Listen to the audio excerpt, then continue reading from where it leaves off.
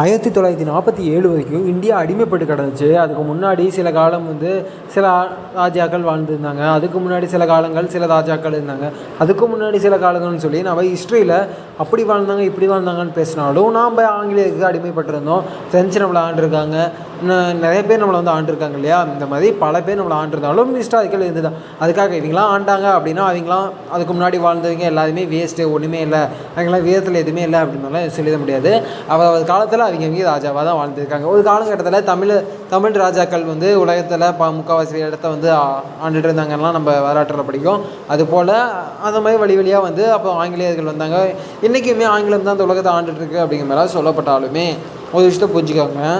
நாம் இன்னமுமே இந்த நூற்றாண்டுலையுமே ஏஐ டெக்னாலஜி வந்துச்சு. அந்த டெக்னாலஜி வச்சு இந்த டெக்னாலஜி வந்தாலுமே உங்களை பார்த்து நானும் என்னை பார்த்து நீங்களும் பொறாமைப்பட்டுட்டு தான் இருக்கோம். அந்த பொறாமை போகிறதுக்கு மனுஷனாகவே இருக்க முடியாது.